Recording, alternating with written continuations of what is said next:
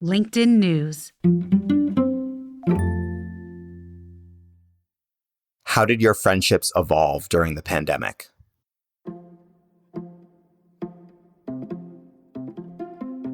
Hey everyone, from LinkedIn News, this is In the Arena, a podcast exploring human potential. I'm Leah Smart, and every week you'll find me right here in conversation with bright minds and brave hearts, learning how we can improve our lives and our world by transforming ourselves. So I remember seeing the confetti-speckled cover of Smiley Poswolsky's book. It's called Friendship in the Age of Loneliness. And I was immediately drawn to the topic and really intrigued by it, but I also felt super awkward. I wanted to read it, I wanted to talk to him, but it also meant that I had to admit that I knew what loneliness felt like. And even in 2021, for me, loneliness still seemed like that thing people whispered about out of earshot. But fast forward a year, and we're all a little more open to talking about it. It's like we're kind of all coming to some strange in-between where we aren't feeling the same intense threat of COVID. And lots of us are starting to sort of survey our new environments. We're in new cities, or they feel new because so many people have left. We've changed companies, or we've stayed at our companies but gone totally remote. And in this in-between, we're finally able to think about what the choices we made during the worst of the pandemic will mean for us down the road, especially when it comes to our friends. So I got to sit with Smiley for a bit to talk about how we approach friendship now in adulthood, and also why alone time doesn't always mean lonely. Here's Smiley. I'm a pretty extroverted guy. My nickname is Smiley. I'm a pretty positive person. I literally make a living meeting people. And in the last few years, and this is prior to the pandemic, I was experiencing pretty intense loneliness. I was experiencing this kind of sense of, who are my real friends? How come I don't see them anymore? I have all these kind of surface level relationships or people I know through Instagram or Facebook, but not real deep, close social connections. So if I'm feeling this way as quote unquote Smiley, as an extrovert, as someone who's out there going around meeting people, then maybe other people probably are too. And then I started to dig in the data a little bit and like, oh, actually, again, and this is data prior to 2020, prior to lockdown, prior to social distancing, mask mandates, the big shift to remote and hybrid work, 2/3 of Americans were lonely in 2019, 2/3, including 80% of Gen Z and 70% of millennials. A lot of times people think young people, oh, they're the most connected, they're the most social, they're out there, they're on TikTok, they're on Twitter, Snapchat, everything. They're actually the most lonely because having social connections online can do something for you, but it's not the same as having deep, nuanced, textured relationships and connections. There's research that shows that it takes 200 hours to become a close friend with someone and 90 hours to go from kind of a casual acquaintance to an actual friend. So yeah, I said, oh, wow, I'm not alone. Other people are going through this too, but we're not talking about it. It seems so taboo. 2/3 of Americans are dealing with this. And the way we talk about it seems like, oh my God, are you lonely? We have like to kind secret. of whisper around it. Yeah. It's a secret, right?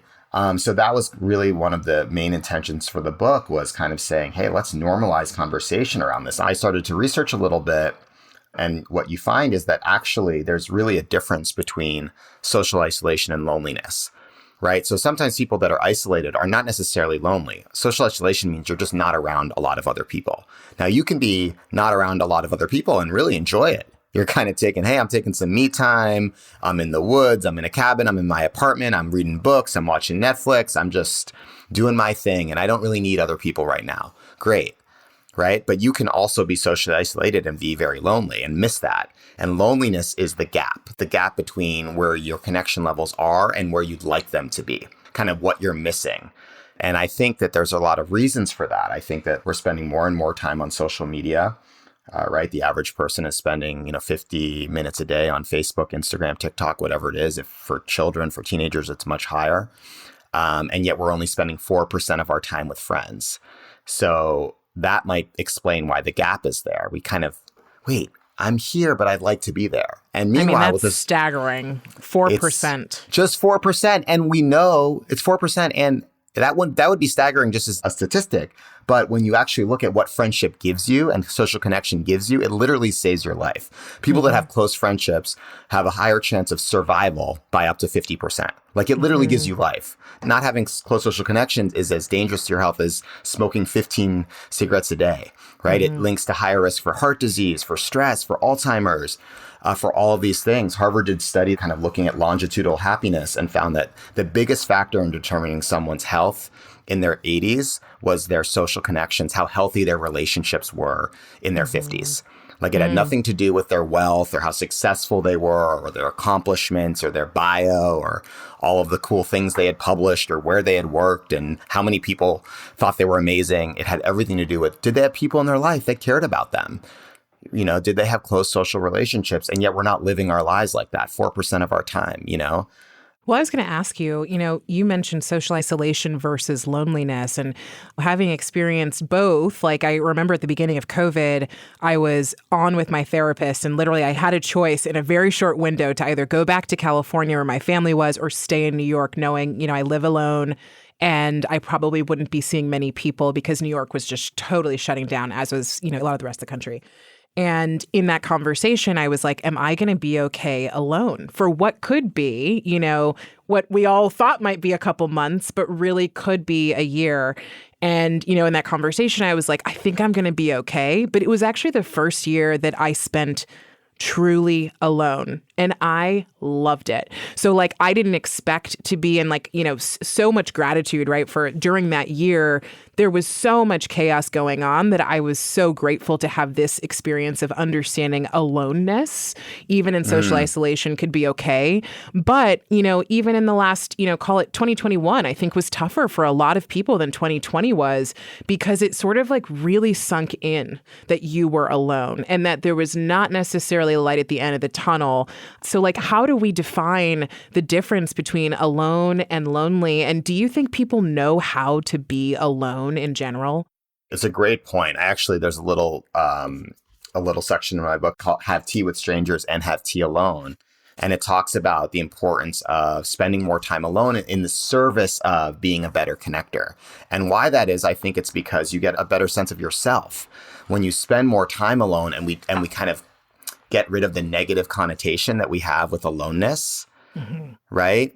And maybe it's like, we listen to music, you pick the music, you put a candle on, or you just take time to meditate, or you take time to just be with your thoughts, or to write, or to journal, or just to take a walk outside, or just to think, right? We live these busy, distracted lives. That gives you a sense of who you are, what you want, what's working for you, what isn't working for you. What are the relationships in your life that you really celebrate, that you want to go deeper with? What are the relationships in your life that aren't working, right? So I think that it's really important to kind of change our perspective on what it means to be alone. Now, the important thing being there is like, that's a choice. There are some people that I think that are very alone. They are very isolated. And it's not because they really want to be. It's because maybe they have trouble with social interaction. Maybe they're very shy. Maybe they've had a really tough time, or maybe they're struggling with mental health issues or addiction issues. And it's hard for them to connect with others, and they feel more and more isolated. And it's that kind of loop you were talking about where they're alone, and the only thing that would actually help them to get less alone would be with other people, but they can't just do that. So I think it's really important to kind of, if we know we have those people in our lives that could really use that person to listen to, or that person to spend some time with, to just give them a call on the phone, or go for a walk with them, or see if they need anything. And if they're not interested, that's cool. But that's part of being a good friend, is reaching out and checking in with people. But for those that are kind of thinking about more intentional alone time, my friend Ankit Shah calls it, he's actually the founder, interestingly, of a movement called Tea with Strangers. And when I interviewed him, the thing he wanted to talk about was the importance of alone time.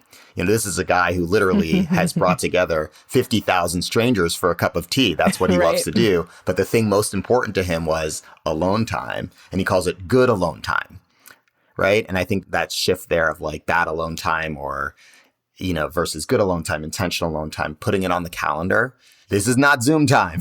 Like, this is not collaborative time. This is time for me to think, to just be. Well, and let me ask you this. So like good alone time, bad alone time, like, I think in our society, we're trained to not feel bad. And so sometimes when you're alone, it can feel bad, but only because it's uncomfortable. So it sounds like what you're saying maybe is like the intention behind, sitting and planning the alone time is how we kind of know it's good alone time, even if we feel discomfort. And like, how do we know it's bad alone time?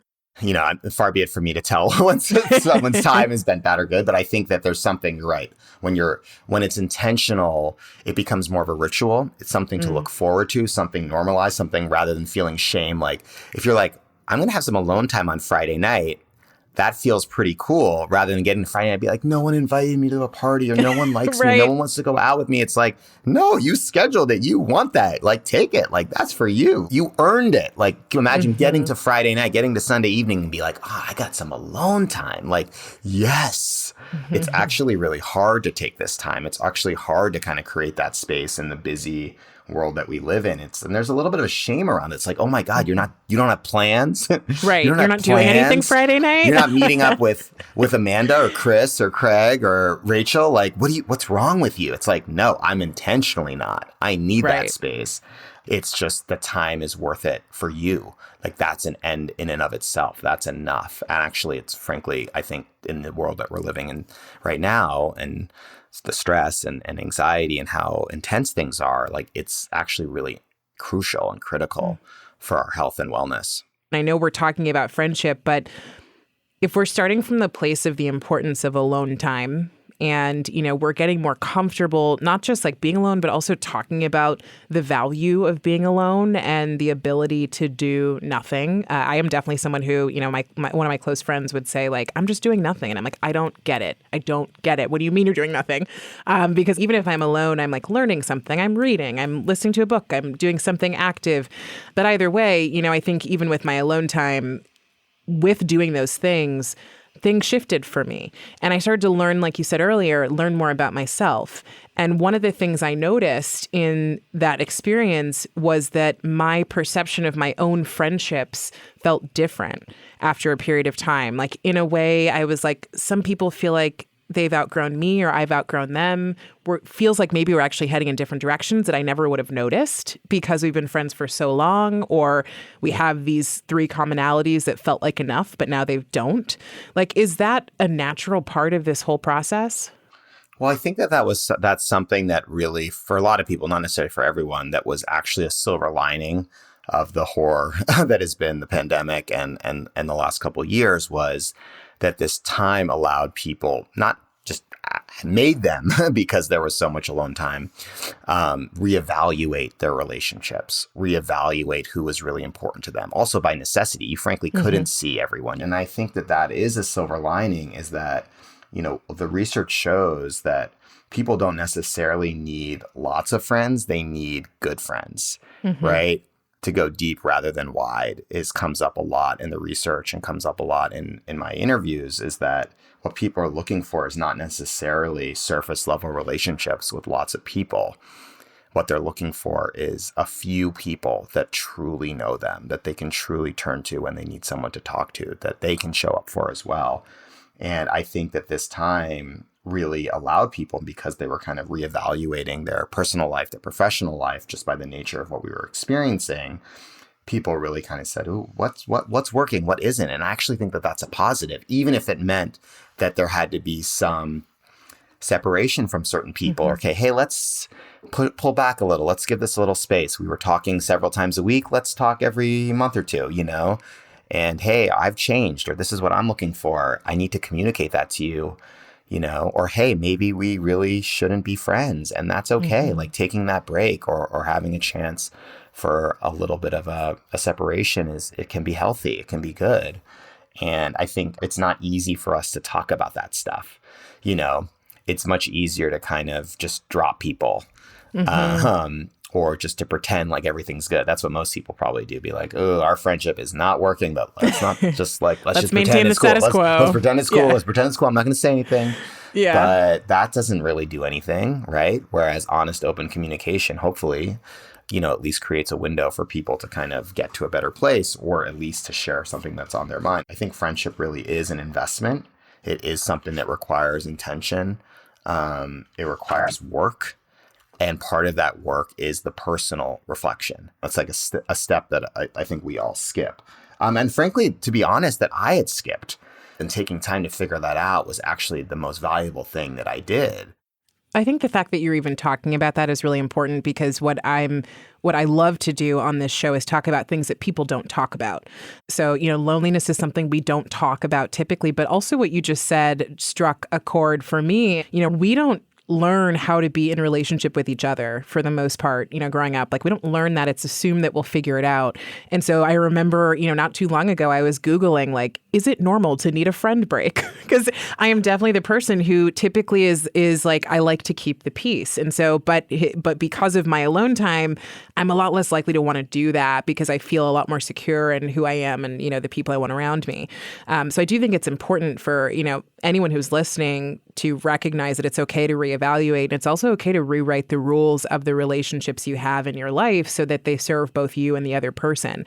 But I want to talk about like the bigger conversation here, Smiley, which is like the awkward question. How do we make friends as adults? Yeah. And I think that there's no one answer. And I think the first thing I would say is it's hard. And the first thing to do is just start talking about it more. That was the biggest, real biggest reason for writing my book was, hey, there are a couple books on friendship. I think there should be thousands, right? I think everyone should kind of write their friendship story or what friendship means to them or how they learned how to be a better friend. But I would say kind of overall, like a few guiding principles. The first is to be more playful. I think that if you think about how we learn how to make friends, it's usually when we're a child, when we're a kid, because kind of like our job is like, go make friends, like play, like go run around, like you're at a playground, like that could be a friend, that could be a friend, that could be a friend. That's it. Like that's your job.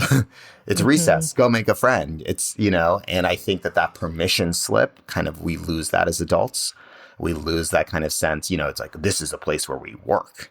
Right. Or you're in, you're taking a class or you're supposed to get a good grade and it becomes different than your job being to play. And I think the culture of play, which is really about taking risks and being vulnerable and trying new things and being curious, all of those are really good recipes for friendship because you usually, if you think about when you've made friends, it's probably in an environment where there was a lot of openness, a lot of risk taking, trying new things, maybe creativity, folks that have ever, worked on a play together in theater or making a movie together or whatever, dance performance, music. Those are environments where people make friends because they're being silly. They're trying something new. They're putting themselves out there. So being more playful, I think, is really important. I also think kind of this idea of starting slow. Oftentimes, we're talking about friendship and all of a sudden we're also talking about best friends and we're besties. And, it's like, well, okay, let's just back up a little bit. What is it like to just kind of live a life where we're trying to build connection with someone slowly over time? It's similar to kind of dating a little bit. You don't meet someone and you're like, I want to spend the rest of my life with you. Let's go, right? I want you to be my best friend. It's like, we should hang out again. Right? Yeah. Like, this was really awesome. I'd love to get coffee again. Like, I'd love to have dinner. I'd love to do something, a fun activity. We're taking a quick break. But before we go, let's talk about the fact that we only spend 4% of our time with friends in person. But social connections literally influence our physical health and longevity. So get out there and spend some time with someone who you feel could, for those acquaintances in your life, or already does appreciate you and make you come alive. When we get back, how do we make friends? And no, the people you're trying to impress right now cannot figure out that you've listened to this episode.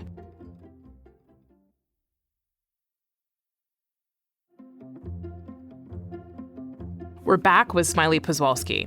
So according to Smiley's book, it takes 90 hours for someone to go from casual acquaintance to friend. And if you're talking about going from casual acquaintance to close friendship, we're looking at 200 hours.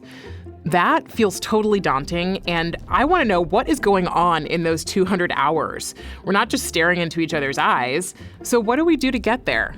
Here's Smiley. A friend of mine, Sahar, who has this kind of creed, he says, always go on a second date.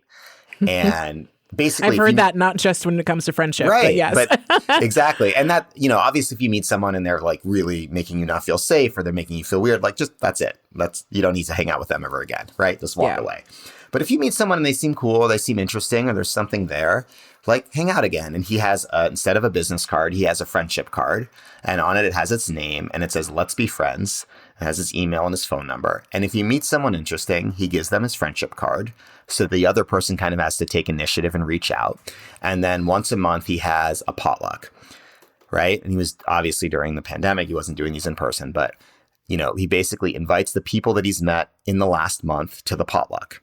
So it's super low energy in terms of him. It's just once a month on the calendar. He doesn't have to plan something new or hang out with every individual person each time.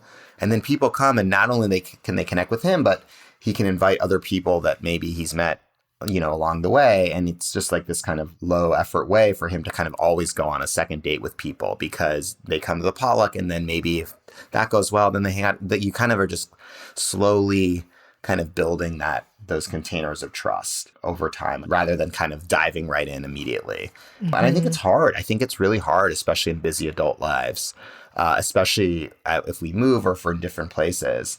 But as you build a relationship, there's just a lot of ways, I think, my book is filled with different recipes. I think honoring the one-on-one, it just creates a container, I feel like, for people to go deeper and be more vulnerable. And group hangs can be great, but especially as you're getting to know someone, for me, it's just a much more safer environment.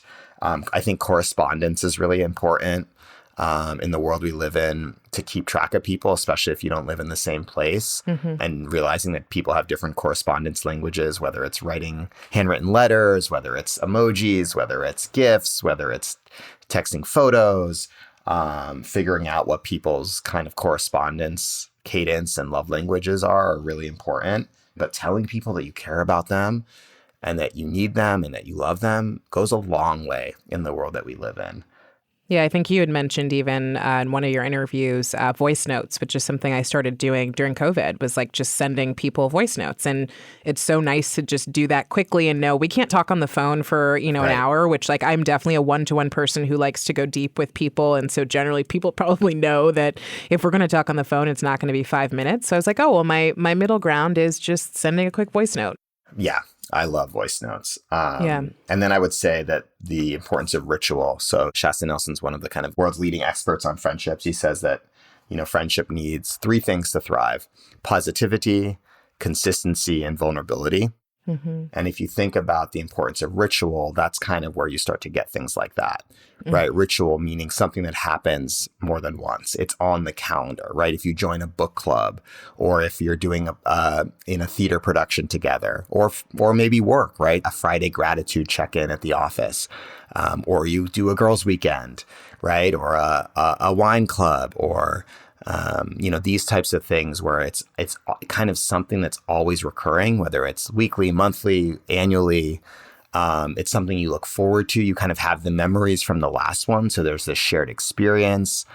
Maybe you start to have like specific things that are done at each time you get together. Those can be so many different things. There's an endless amount of things that you can do when it comes to ritual. But I think that creates really those containers where friendship can thrive.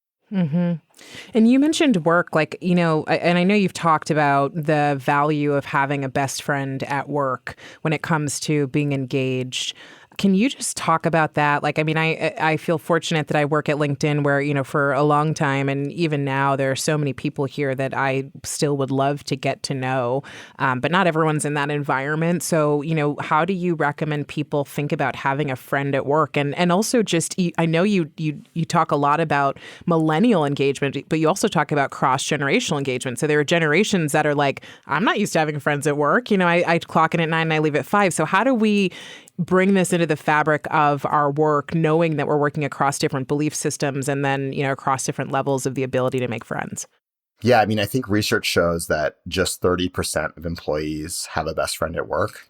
So 70% of employees are disconnected right now. But those who do have a best friend at work, according to Gallup's research, are 7 times more likely to be engaged in their jobs. They're better at engaging customers. They produce higher quality of work. They have higher well-being. They're less likely to get injured on the job. So if you do not have a best friend in work, there's just a 1 in 12 chance that you'll be engaged with your job. So again, this isn't like, oh, wouldn't it be nice if everyone had someone to, hang out with or have lunch with or go to happy hour with after work? It's like, if you do not have this, you will just not be a good employee. You will hate your job. And is that because we spend so much time at work? It's because, not only do we spend, let's say a third of our lives working, but would you rather be spending your days around people that liven you up, that you're excited to see, that you're excited to talk to, that you're excited to debate ideas with, that you're excited to be with, than not? I think most people would say, yes, we're social beings. So when you don't have to hide your true self at work and you have that sense of belonging, you're 9 points less lonely on the UCLA loneliness scale. When you have a best friend at work, you're 6 points less lonely. When you have shared goals with your colleagues, you're 8 points less lonely. When you have more phone calls, more in-person conversations, you're less lonely. So this is all connected.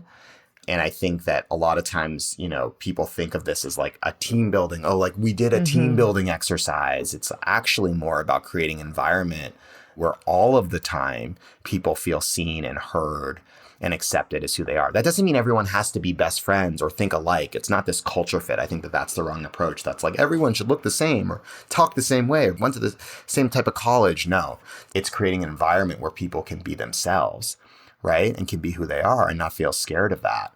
And not everyone has to divulge their personal life, right? I think that's another misconception. Some people say like, look, I don't want to be vulnerable about what my child is going through or my parents are going through or like my own personal struggles outside of work at work, right? Like, and that's not what I'm saying. I think that should be totally available as well. Well, it should be also available for someone that does want to talk about that a little bit, right? Or, hey, I'm dealing with a lot right now. I need a place to share this. Like, I need to talk about this with my colleagues in order to do my work. So I think we can recognize both of those people at work.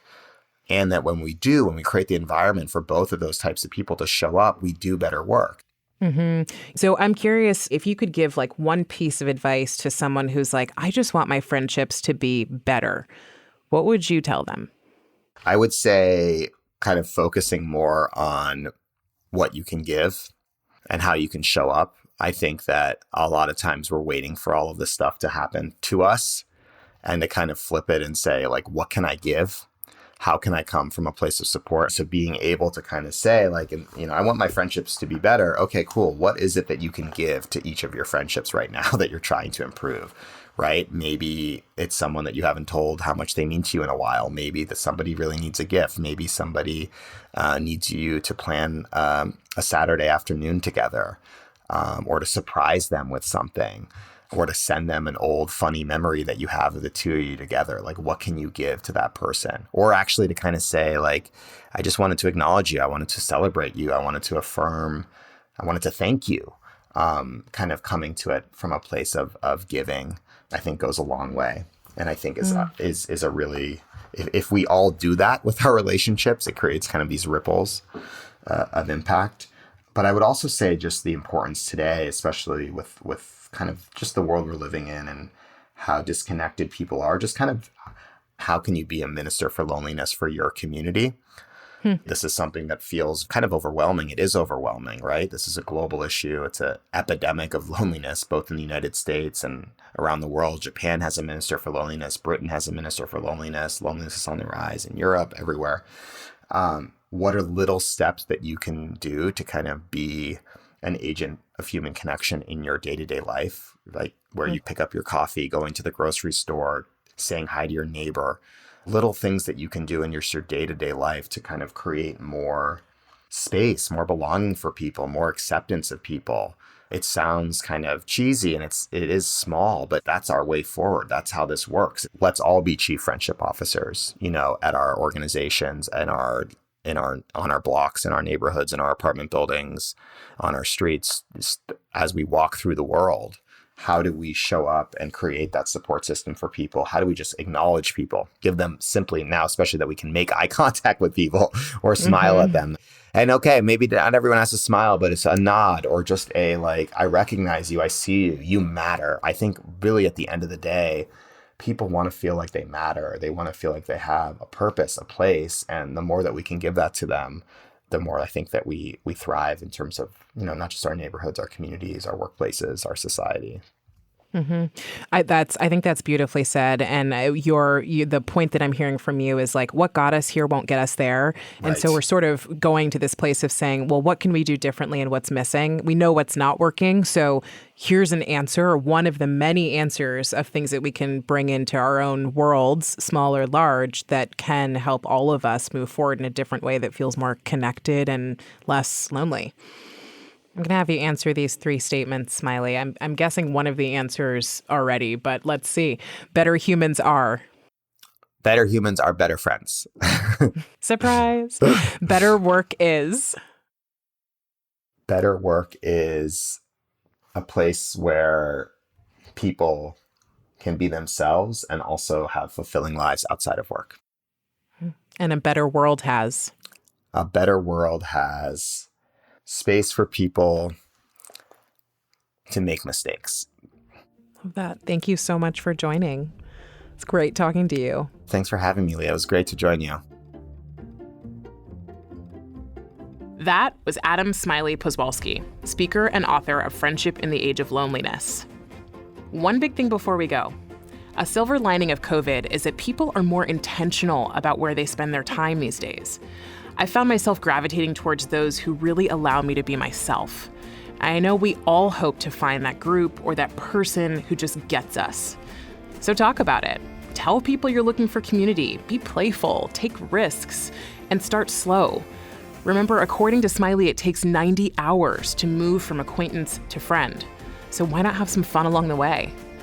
If today's episode inspired you to go make a friend, leave us a rating before you go. And even more helpful, write a quick review. It helps other friend seekers like you find this show and grow with our community. And you can always find me on LinkedIn writing about human potential. In the Arena is a production of LinkedIn News. The show is produced by Michelle O'Brien. Joe DeGiorgi mixed our show. Florencia Iriando is head of original audio and video. Dave Pond is head of news production. Dan Roth is the editor-in-chief of LinkedIn. And I'm Leah Smart. Thanks for coming on the journey with me, and I'll see you next week.